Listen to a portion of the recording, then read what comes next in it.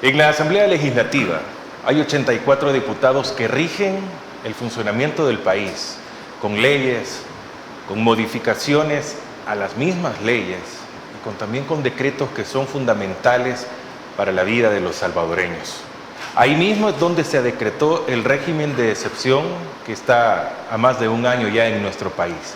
Ahí mismo es donde se aprobó la Constitución de la República que rige actualmente a El Salvador. Ahí mismo es donde se ve cómo el país va o puede ir, para bien o para mal. No sé, piénsalo. Buenas noches, soy Francisco Gómez, qué gusto estar acompañado de todos ustedes en este tu programa, en Canal 8 a las 8. En esta oportunidad tengo el gusto que me acompaña el jefe de fracción del Frente Farabundo Martí para la Liberación Nacional FMLN, Jaime Guevara. Buenas noches, Jaime, qué gusto que nos acompañe, diputado. Muy buenas noches, licenciado Francisco. Nuevamente es un placer estar con usted. Un saludo a la audiencia de este programa y aquí estamos, después de unas merecidas vacaciones, compartir con la familia, ir a los territorios, pues estamos dispuestos a poder seguir informando, seguir compartiendo desde nuestra posición los temas de importancia para el país. Y es un placer estar con usted hoy. Bueno, qué gusto y espero que ustedes también participen con nosotros en las redes sociales de Mix de Medio, en Twitter, en Facebook, en YouTube, y compartan, denle me gusta y comente también en esta oportunidad con Jaime Guevara, que ya les decía, él es el jefe de fracción de los diputados del FMLN en la Asamblea Legislativa.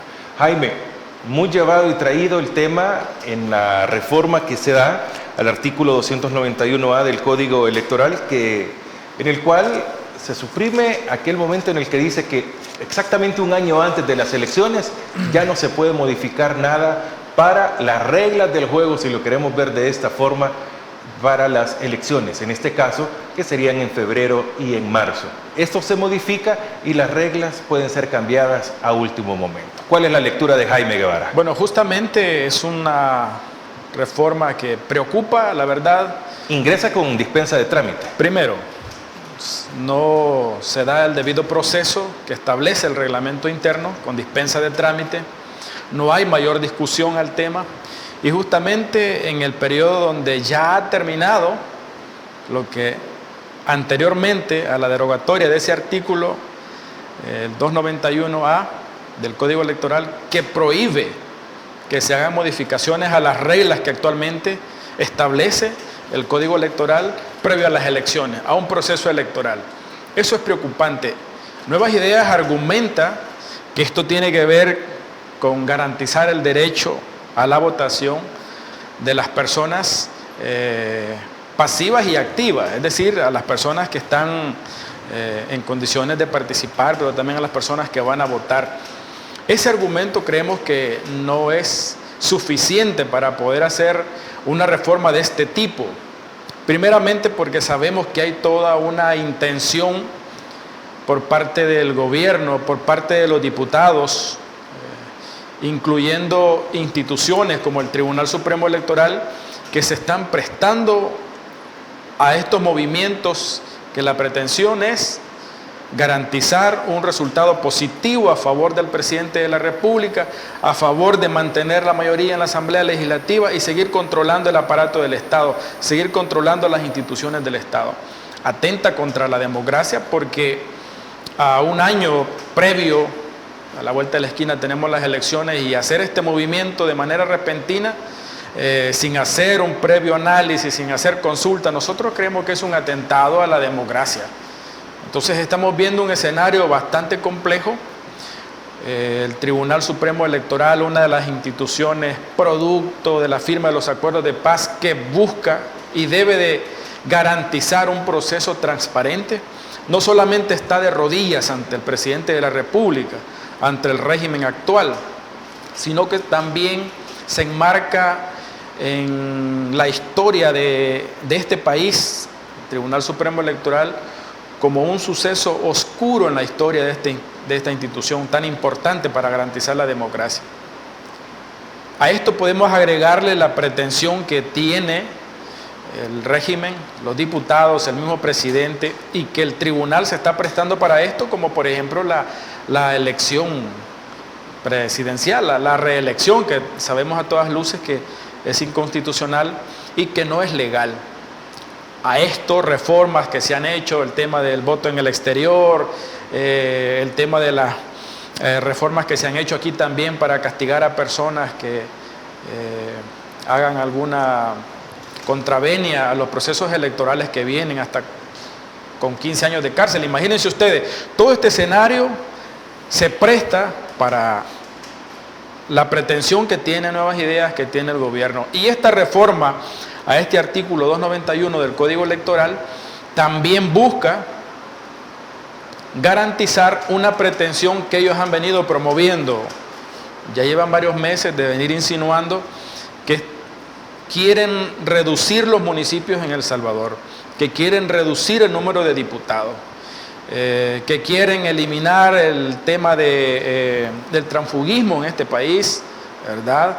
Que bueno, eso nosotros creemos de que es algo que se ha venido o que se ha legislado en administraciones anteriores, que ha habido consulta ciudadana y que ahora, en la medida se van acercando las elecciones, en la medida las encuestas que Nuevas Ideas tienen, están advirtiendo que hay un descontento de la población, que ellos consideran que hay territorios que los van a perder, pues obviamente la modificación de este artículo tan importante para garantizar ese proceso electoral, pues lo han dejado para incluso un día antes de las elecciones y después de las elecciones hacer cualquier movimiento en las reglas establecidas en un proceso electoral. Quiero entender algo. Cuando usted dice un día antes o después, digamos que las elecciones son el fin de semana, el domingo, hoy miércoles. Hoy podrían decir, cambian las reglas del juego en cualquier instancia. Por supuesto. Si mañana fueran las elecciones y partiendo del escenario, por ejemplo, ¿qué está pasando en las comunidades de los distintos municipios a nivel nacional? Una de las quejas que tienen las comunidades es que las figuras de alcaldes, alcaldesas, están como figuras decorativas, no han respondido a la oferta política que presentaron en campaña, es decir, no han logrado resolver los problemas de la comunidad. Eso sin duda va a poner en desventaja al partido en el gobierno y obviamente van a tener un resultado adverso. Un día antes de las elecciones ellos pueden decir fácilmente, bueno, vamos a cambiar, vamos a fusionar municipios, vamos a reducir el tema de los municipios. Creemos que esa es una intención que se puede dar un día antes de las elecciones. O, por ejemplo, hacer cambios de domicilio, ¿verdad? Mover personas para un determinado municipio. Hasta las elecciones pasadas, un año antes no se podía cambiar el domicilio. Un año antes eso está prohibido. Es decir, se ponen fechas, el Tribunal Supremo Electoral se mueve a través de un calendario y establece hasta esta fecha. Los ciudadanos en el país y fuera del país tienen la posibilidad de hacer modificaciones en la residencia, por ejemplo. Ahora no, este artículo les permite a ellos hacer esos movimientos y más. Entonces, es decir, con volarse este artículo, ellos están garantizando implementar esa agenda política electoral que ellos tienen de cara a las elecciones 2024. Y todo bajo la lógica de concentrar el poder, todo bajo la lógica también de reducir la oposición. Es decir, le están apostando a tener en el país un sistema de partido único. Permítame, para que hablemos de eso detalladamente, voy a hacer una pausa. Usted puede comunicarse con nosotros en las redes sociales, Facebook, Twitter, o lo puede hacer en nuestro canal de YouTube, que esta entrevista está saliendo en vivo en este momento, y después usted la puede compartir porque queda colgado en nuestra página principal, en nuestro canal en YouTube, Mix de Medio, así nos tiene que buscar. Jaime Guevara, él es el jefe de fracción del FMLN, está con nosotros, estamos hablando, por lo menos en esta parte de la entrevista, de la reforma al Código Electoral, de que se pueden cambiar las reglas del juego, en otras palabras, eso es lo que reza. Hacemos una pausa, ya regresamos con más de tu programa. No sé, piénsalo.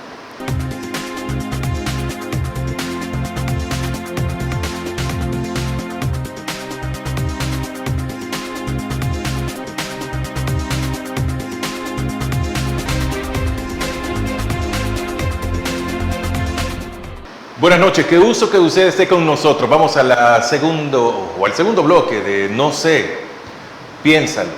La idea principal del programa es que usted piense, analice, lo comparta con su comunidad, con su hogar, con su grupo de trabajo también, y podamos crear criterios para un mejor país. Jaime Guevara, él es diputado del FMLN. ¿Cómo es eso que usted siente que se quiere minimizar más a la oposición o desaparecerla? No cabe duda, hay una pretensión por parte de quienes ostentan el poder, nuevas ideas, y yo no creo que ellos consideren a sus aliados. Eso es evidente en el escenario de lo aliado que ocurre. Gana, PDC, PCN. Correcto, todos esos partidos que se acobijan también bajo la sombra del partido en el gobierno, que obviamente gana, pero que su fuerza es en nuevas ideas.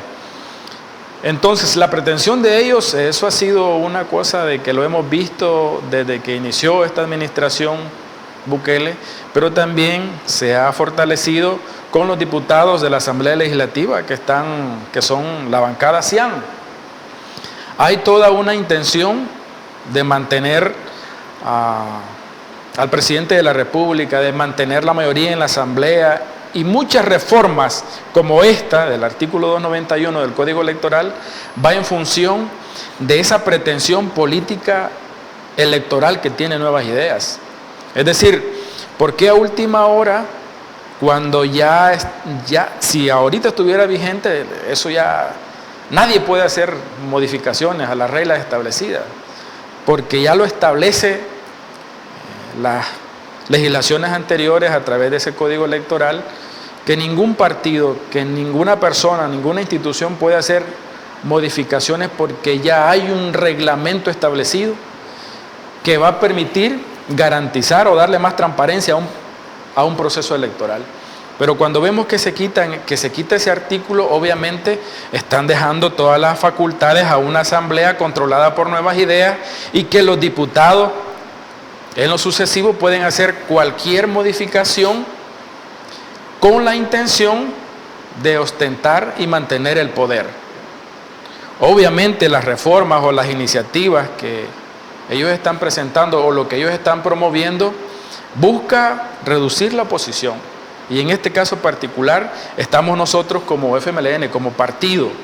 Lo han manejado en reiteradas ocasiones. Bueno, ese es un ingrediente que no falta en las discusiones, en los argumentos que plantea Nuevas Ideas. Por ejemplo, cada diputado. No hay ningún argumento en donde no haya un ataque directo al FMLN. El tema de los mismos de siempre, lo que no hizo el FMLN. ¿Pero y por qué? Es justamente eso. Todo esto va en la lógica de promover ese odio.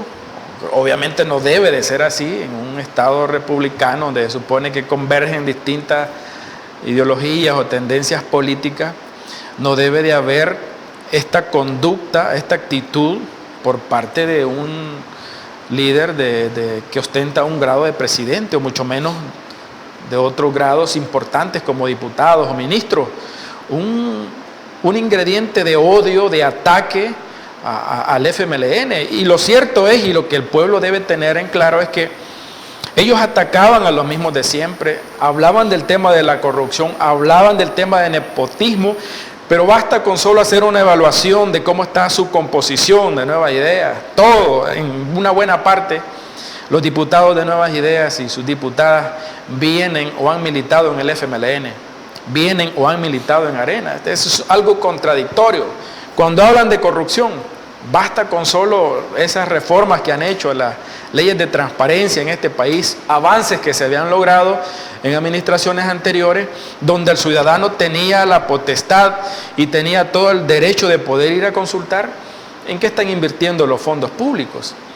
Solo esos ejemplos, para dárselos a usted, amigo, amiga que nos ve, es una prueba de que estamos ante un régimen, ante un gobierno que habló y culpó, usó de eslogan el tema de la corrupción, el nepotismo, los mismos de siempre, y que lo siguen poniendo en su agenda, pero al final ellos están haciendo lo mismo. Están, diría yo, peor que los mismos de siempre.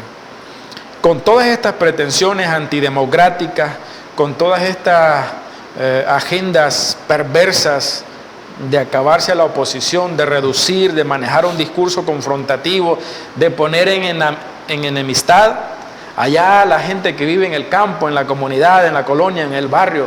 Eso es lo que está provocando esta política del régimen actual. Estas políticas que se están ejecutando no solo en el Ejecutivo, sino también en el Legislativo.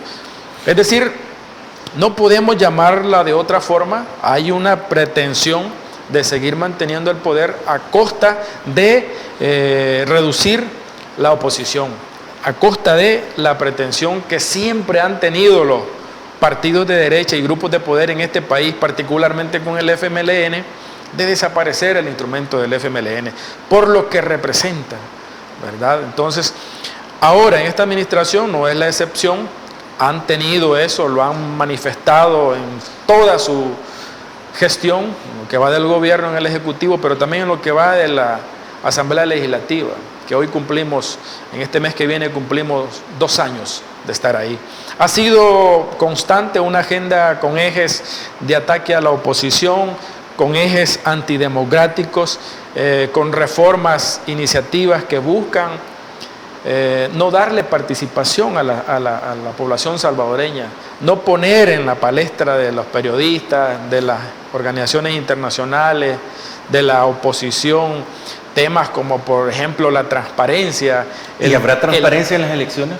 ¿Eso se podrá cambiar? Justamente... La transparencia la dan los observadores nacionales e internacionales, pero los mismos partidos que están directamente en cada urna. ¿Esto no se ha cambiado todavía? Ahora nosotros estamos viendo que hay toda una serie de reformas que han hecho, incluso en el tema de la composición de las juntas receptoras de voto, el tema de la gente que va a estar garantizando ese proceso, que obviamente a través de la Constitución y de las leyes que rigen esos procesos electorales facultan a los partidos políticos.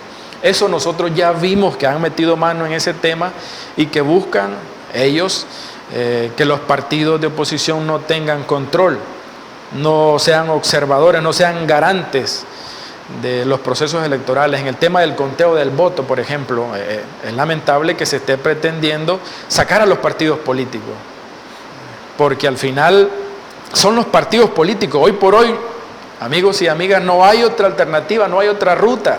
Así lo establecen las reglas y son las reglas que ellos están tocando en este momento. Con las que ellos llegaron. Son las reglas con las cuales ellos llegaron al poder y que producto de ese ejercicio, bajo esa regla, ellos ostentan el poder y han controlado el aparato del Estado. Ahora que saben, que ya sintieron las mieles del poder y que no quieren ceder, no quieren compartir el poder para ponerlo en función de la población, obviamente, que es lo que no está ocurriendo hoy en día, porque todo ese poder que ellos tienen, todas esas facultades que el pueblo les dio con la esperanza de que no fueran igual que los mismos de siempre, que dieran oportunidad de desarrollo, de progreso en este país.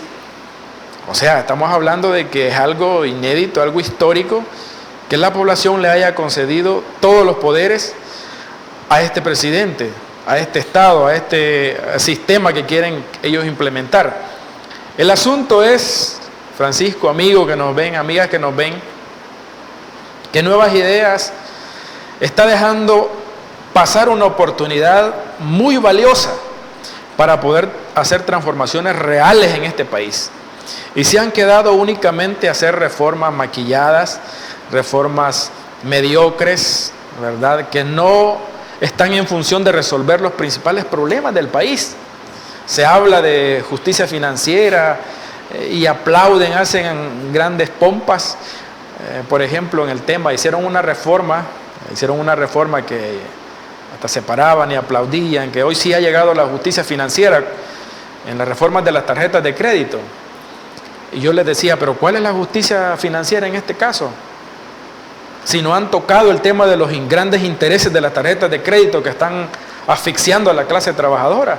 Lo único que hicieron fue que ya si usted tiene 1 o 2 tarjetas de crédito, ya no pague membresía. Pero ¿eso qué sentido tiene? Si eso se resuelve o se resolvía normalmente con una llamada y poniéndose de acuerdo con la institución financiera. De eso estaban haciendo fiesta, pero no tocaron los intereses que sobrepasan el 30% en las compras que hace la gente.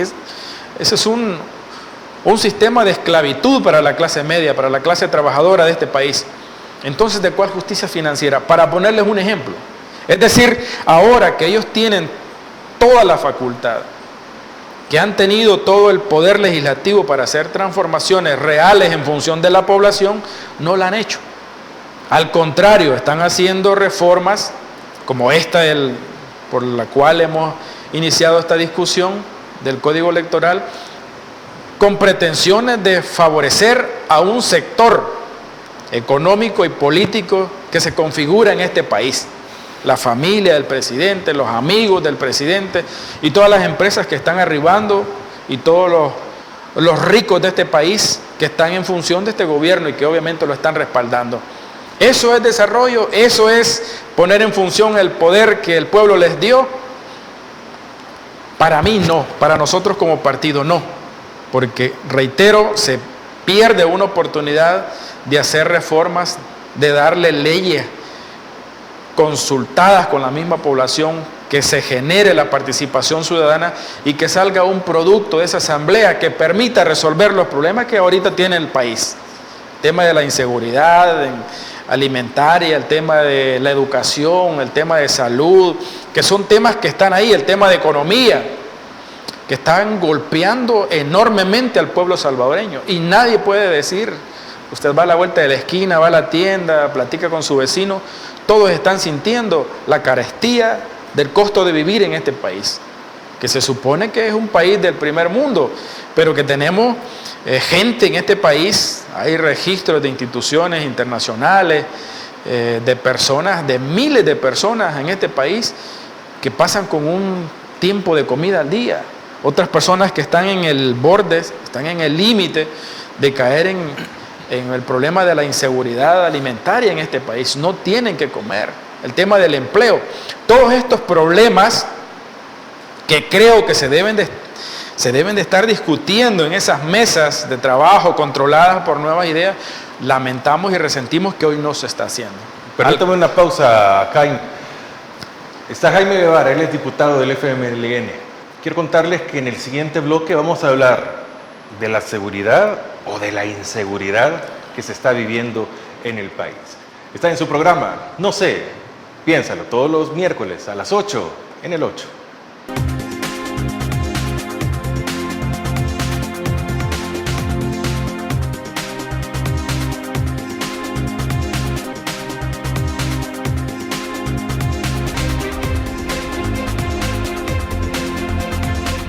Buenas noches, no sé, piénsalo, tu programa de todos los miércoles, que usted lo puede compartir, por cierto, también en redes sociales. Búsquenos en nuestro canal de YouTube, Mix de Medio. Jaime Guevara, diputado de la Asamblea Legislativa.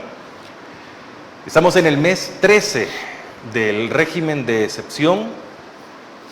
No dudo que vendrá el mes 14 también con el régimen de excepción. Podemos analizar desde aquel 27 de marzo que comenzó eso, un fin de semana. Justamente. Bueno, aquí hay posiciones encontradas, hay opiniones encontradas. Y yo me voy a detener en el tema de los efectos nocivos que ha provocado el régimen de excepción, aclarándole a la población, porque para eso son muy buenos los diputados de Nuevas Ideas, con toda esa maquinaria propagandística, en desvirtuar nuestras opiniones como oposición, particularmente como diputados y diputadas del grupo parlamentario del FMLN, en donde hemos dicho en reiteradas ocasiones que estamos de acuerdo de que se haga un combate frontal al crimen, que estamos de acuerdo de que se meta preso a todo aquel que la debe, todo aquel miembro de estructura criminal, asesino que le ha hecho daño al país, debe de pagarlas, debe de estar encerrado, debe de estar en la cárcel. Lo digo porque las oportunidades que tenemos a veces, digamos en el pleno, lo que hacen los diputados de Nuevas Ideas es con toda esa propaganda mediática, decirle a la población que el FMLN está defendiendo a las pandillas. Entonces, primero quiero aclarar eso. En ningún momento estamos defendiendo a miembros de estructuras criminales. Pero sí hemos puesto el dedo en la llaga y estamos hablando por aquellas personas inocentes, y decimos inocentes porque han presentado, Francisco, pueblo salvadoreño, han presentado toda la documentación respectiva de que los atraparon, los apresaron y que ya llevan un año de estar presos sin deber nada. ¿Qué pasaría, amigo y amiga, si a usted se lo llevaran? ¿Sacaron a los 3.000 inocentes?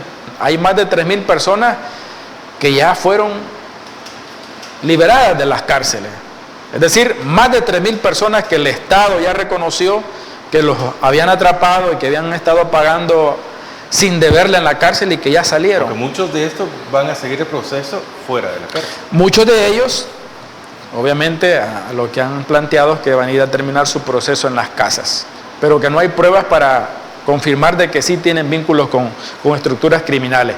Pero ¿qué pasa? Hay otra gran cantidad de personas que están en las cárceles, que tienen pruebas y que el Estado salvadoreño, bajo su responsabilidad, el Ministerio de Justicia en este país no ha hecho absolutamente nada, no ha movido un dedo ni tan siquiera para hacer algo a favor de estas personas inocentes, obviamente, y que hay un registro de instituciones no gubernamentales, de instituciones internacionales.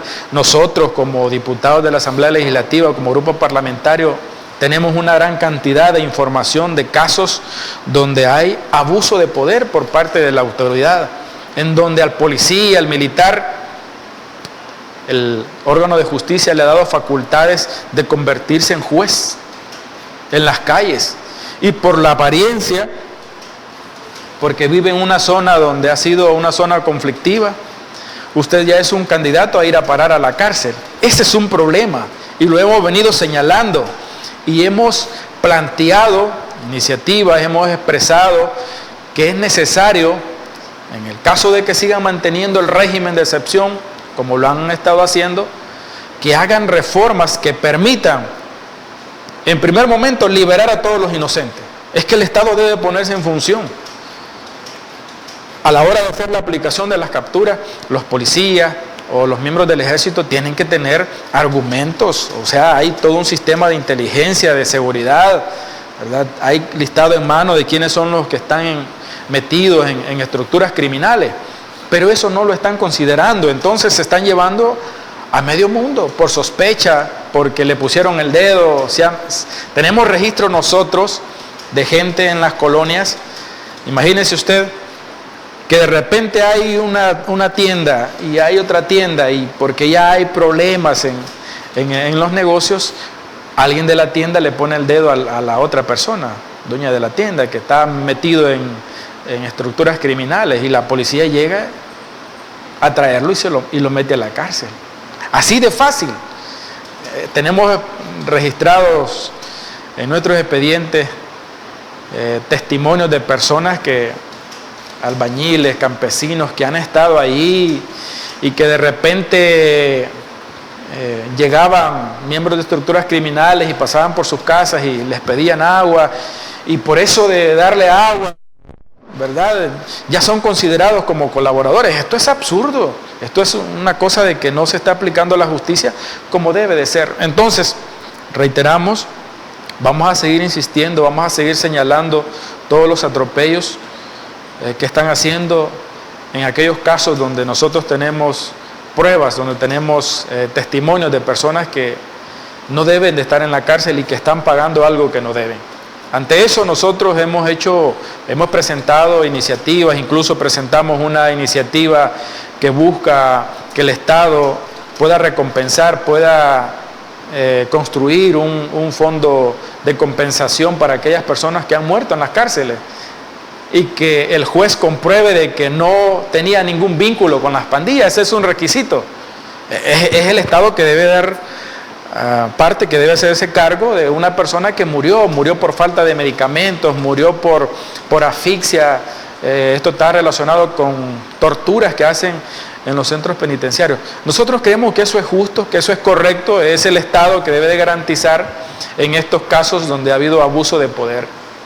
vamos a seguirlo señalando, vamos a seguir insistiendo. Obviamente, con el tema del régimen de excepción, no se han resuelto algunos problemas que dieron paso, que justamente el 27 de marzo de este año se cumplió un año. Y hoy, esta semana justamente, se ha aprobado, estamos hablando de una prórroga más, iniciando un segundo año de régimen de excepción, y todo apunta de que lo van a mantener hasta después de las elecciones. ¿Y por qué después de las elecciones? Buena pregunta. Esto es como trasladarle a la población, y ustedes qué piensan, ¿verdad? ¿Cómo están viendo este escenario, esta pretensión del gobierno?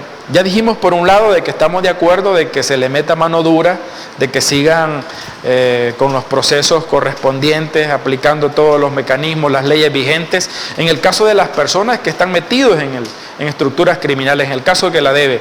Pero también, alrededor del régimen de excepción, hay temas, amigo y amiga, que usted debe de estar consciente que están ocurriendo. Por ejemplo, el régimen de excepción no únicamente se ha aplicado a miembros de estructuras criminales, no únicamente se ha aplicado también a sospechosos o a personas que por equivocación se los han llevado, sino que también lo han estado utilizando para intimidar. Aquí, por ejemplo, tenemos voces de amigos, amigas, en esos desalojos que han hecho aquí en la capital, en el centro histórico. Obviamente estamos de acuerdo de que es necesario un reordenamiento en la capital, pero la manera, la forma como lo están haciendo, ahí sí no estamos de acuerdo, porque siempre vamos a defender por principios el tema de los derechos que tiene cualquier ciudadano en este país. Y ahí hay testimonios de los vendedores que han sido amenazados bajo el régimen de excepción, como lo mismo ha ocurrido con los habitantes de la isla Tasajera, con lo mismo ha ocurrido o está ocurriendo en el departamento de La Unión, donde están aplicando los decretos de expropiación. A la gente los han hecho que firmen, que van a abandonar sus casas, sus parcelas agrícolas, sus tierras, y que si no lo hacen, aparte del régimen del decreto de expropiación obviamente, pero que si no lo hacen, bueno, la amenaza de que van a ir a la cárcel. Bueno, hay personas ahorita, líderes políticos, nosotros tenemos líderes políticos, conocemos de líderes sociales, líderes ambientales, sindicalistas en Soyapango, en San Salvador. Nosotros hemos visto que se los han llevado bajo el régimen de excepción y que todavía están presos. Esto es un atentado a la democracia del país. ¿Por qué tiene que ver un sindicalista? ¿Por qué tendría el Estado que aplicarle el régimen de excepción a un líder sindical, a un líder social, a un líder ambiental, a un líder político? No hay razón. Entonces creemos que también el régimen de excepción se presta para hacer este tipo de actividades, acciones arbitrarias en contra de la democracia, de los derechos del pueblo salvadoreño. Vamos a hacer una pausa. Jaime Guevara, él es diputado del Frente Farabundo Martí para la Liberación Nacional y está con nosotros. Los invito a que usted continúe acá en Mix de Medio y su programa. No sé, piénsalo.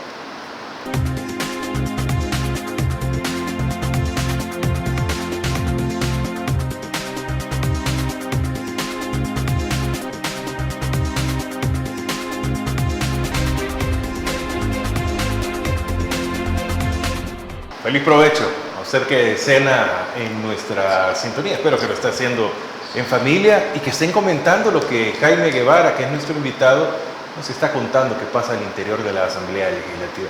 Quisiera interiorizar un poco sobre cómo se hace en la Asamblea Legislativa.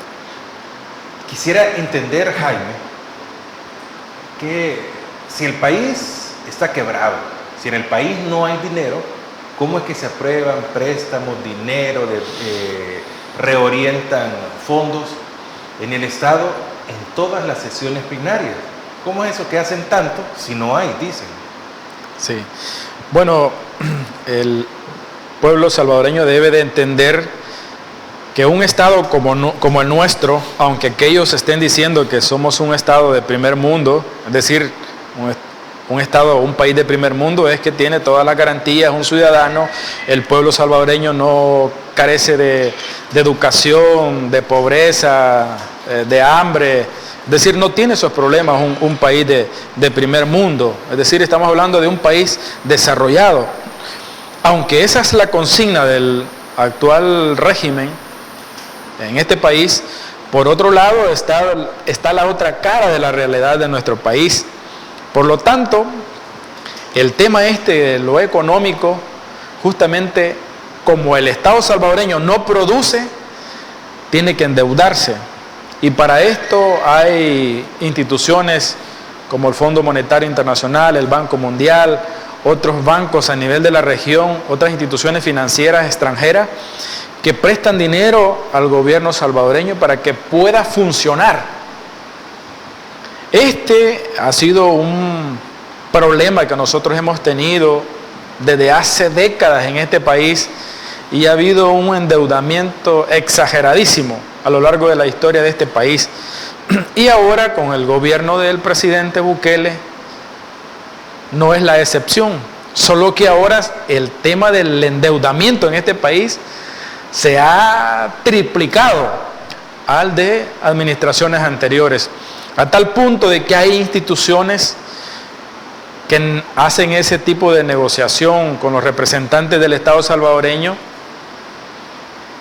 que en un primer momento hablaron de no seguirle prestando dinero a El Salvador, porque ha caído en una categoría de que ya no es viable prestarle al país porque no hay condiciones o posibilidades para poder recuperar esa inversión que hacen aquí. Aunque, por el otro lado, nosotros estamos viendo que todo lo que está planteando el Ministerio de Hacienda, los funcionarios del gobierno, es que nosotros vamos despuntando y que vamos creciendo en materia económica en este país. Aquí hay que poner la realidad de lo que está viviendo el pueblo salvadoreño. Vean, hay intenciones por parte de este gobierno, y eso quiero anunciarlo, quiero señalarlo públicamente, en vista de que no hay fondos en este país, en que el Estado está desfinanciado y que ya vimos algunas reformas, por ejemplo el tema de las pensiones, que están echando mano de esos fondos que la gente, la clase trabajadora ha ahorrado, también están pretendiendo, y esto es delicado, Francisco, pueblo salvadoreño, este gobierno está pretendiendo, en las condiciones de asfixia económica que tiene, elevar el IVA en este país. Es decir, tenemos información de que están con la pretensión de pasar del IVA del 13% a un 18% y que no tienen otra alternativa porque son de las cosas que han negociado con el Fondo Monetario Internacional.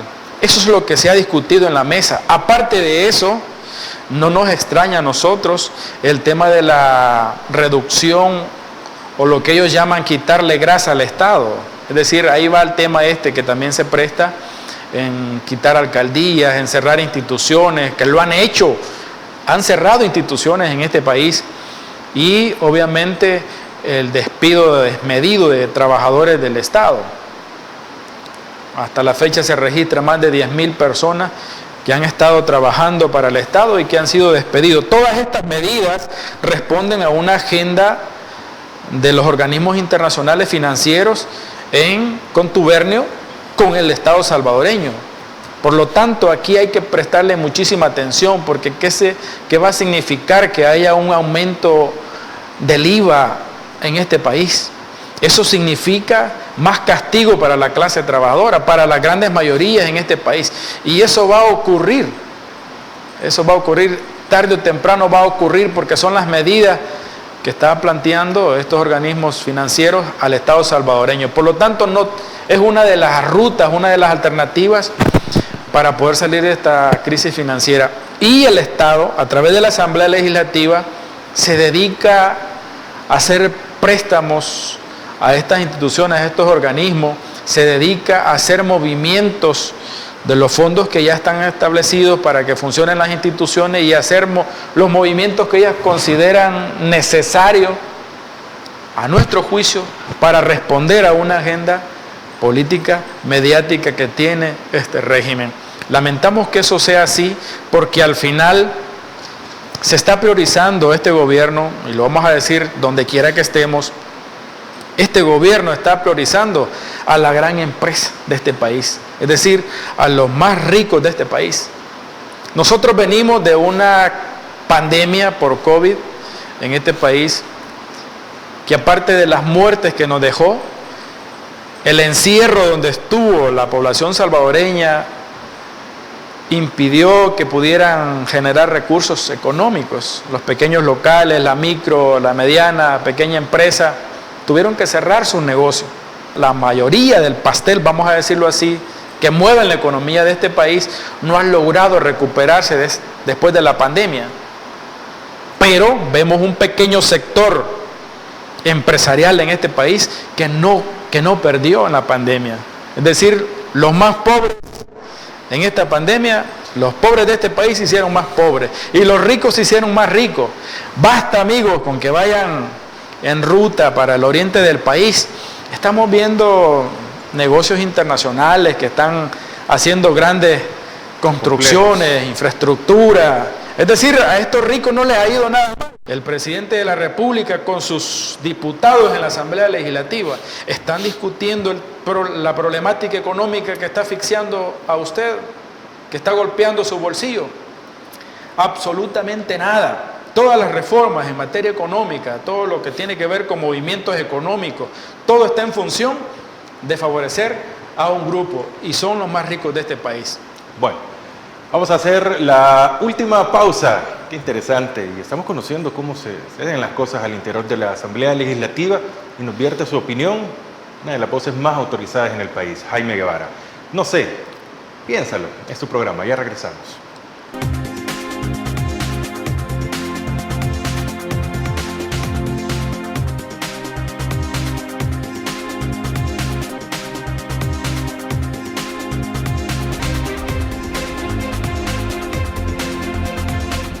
Qué gusto tan grande que ustedes continúen con nosotros y vamos ya a la parte final con Jaime Guevara. Él es diputado, se acercan las elecciones internas también del FMLN, donde han dicho que van a participar en las 4 elecciones, Parlamento Centroamericano, consejos municipales, diputados y presidencia de la República. Jaime Guevara será precandidato para diputado por el departamento de Morazán.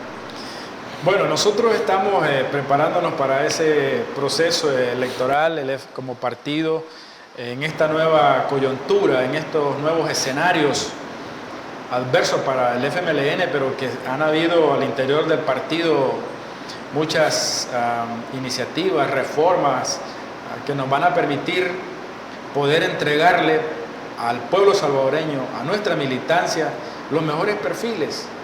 El partido en esta etapa a la que vamos ha dicho de que vamos a darle participación a nuevos liderazgos, vamos a considerar el tema de las alianzas, pláticas, entendimientos que hayan con organizaciones sociales que siempre han estado de cerca o simpatizan con nosotros como FMLN. Y en ese sentido, nosotros tenemos hoy por hoy una representación en la Asamblea Legislativa y una de las miradas que ha hecho nuestra dirección del partido y también en el territorio es que se ha hecho un trabajo decente, hemos estado respondiendo, hemos estado acompañando a la población salvadoreña y particularmente en el departamento de Morazán, las estructuras y muchos sectores han visto un papel con dignidad, han visto un papel decente del diputado y lo más probable es que nos sometamos al escrutinio de las bases de nuestro partido y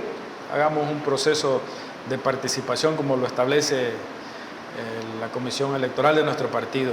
Vamos a someternos al proceso interno. A pesar de las condiciones tan adversas al interior de la Asamblea.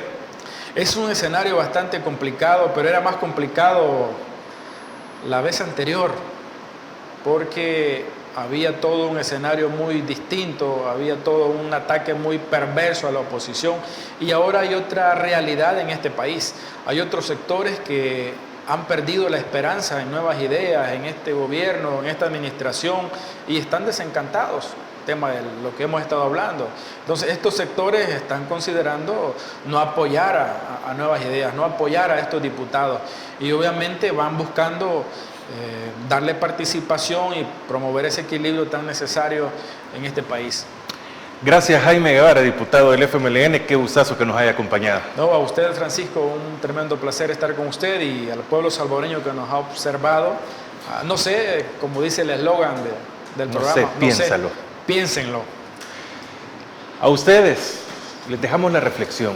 La Asamblea Legislativa, muchos dicen que se ha desnaturalizado, porque lo que menos se hace es el debate, que es lo que ha llevado al país a superar muchos problemas que se han tenido durante décadas o siglos. Hoy se habla que únicamente tenemos propuestas que vienen desde Casa Presidencial. Otros piensan de que la mejor legislatura es la actual. No sé, piénsalo. Buenas noches, soy Francisco Gómez. Próximo miércoles, 8 de la noche, los espero por acá.